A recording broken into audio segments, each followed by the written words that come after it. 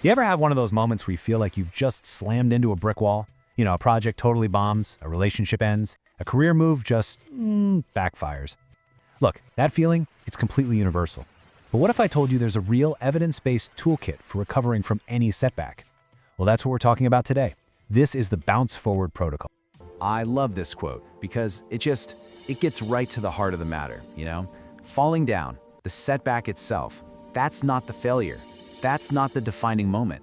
The real story, the one that actually matters, is written in the moments that follow. It's all about how we choose to get back up. So why do setbacks feel so overwhelming? Because, let's be honest, they can feel like an impossibly huge wall has just dropped right in front of you. And I really want you to hear this. Feeling that way is not a sign of weakness at all. It's a completely normal, totally human thing to feel when our plans, our hopes, just get derailed. Okay, so where do we even begin? Well, the very first step, the first set of tools in our kit, it's all about what's going on up here, in your mind.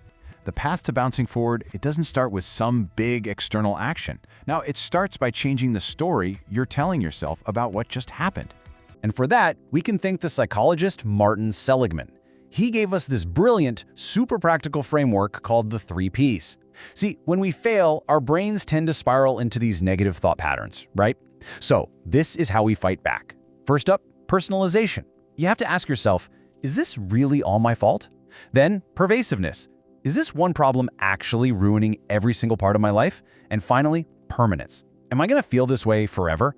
And trust me, the answer to these is almost always a big, resounding no. Here's another really powerful mental trick called temporal distancing. I want you to try this with me. Think back to a really big setback you had, maybe a year ago.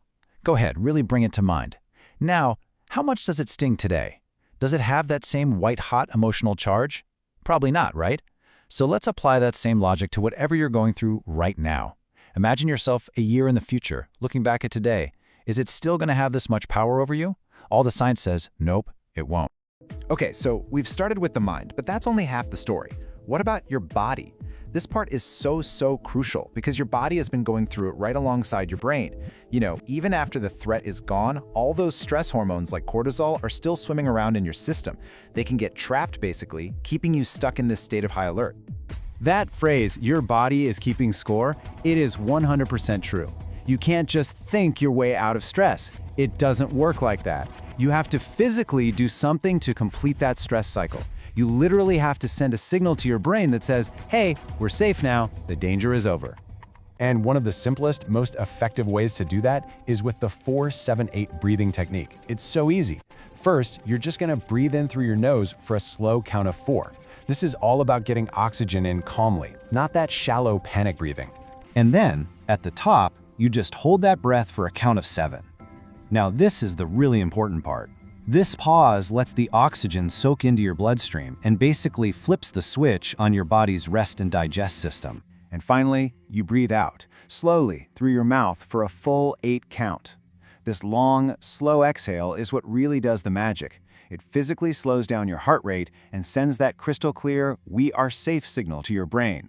Seriously, even doing this just once can start to reset everything. And sometimes the solutions are surprisingly simple. Need another way to complete that stress cycle? Go for an oxytocin boost. The cuddle hormone. A 20-second hug? Yeah, that's literally all it takes. Petting a dog works wonders.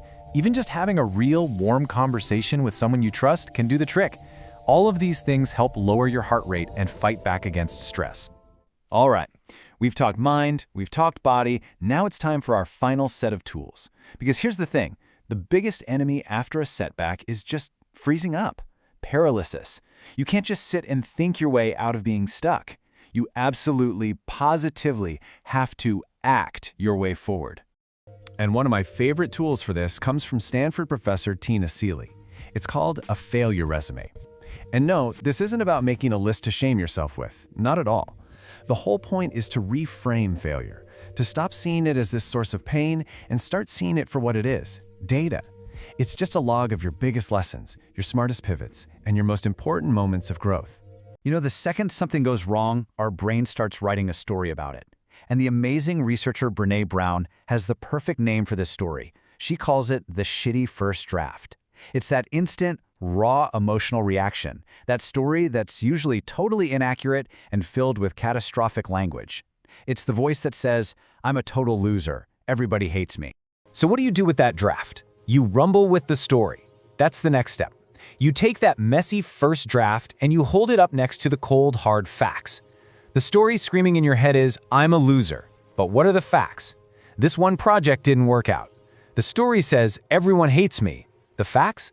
My manager gave me some tough feedback. When you separate the story from the facts like this, you just drain all the emotional power out of the failure.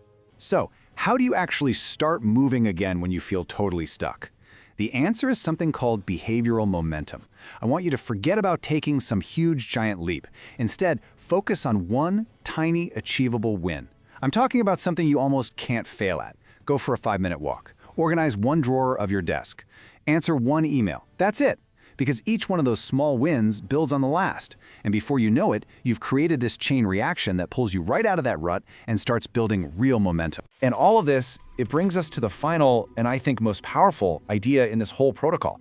See, the goal here isn't just to get back to normal.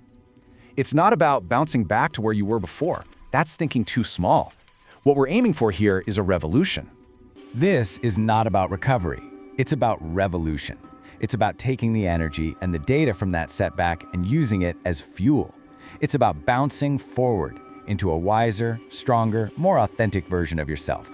The point isn't just to survive the fall. The point is to learn how to fly higher because you fell. So let's put this into action right now. I'm going to leave you with one question to get that momentum started. I want you to really think about it, maybe even write it down, and then go do it. What's one small victory you are going to achieve this week?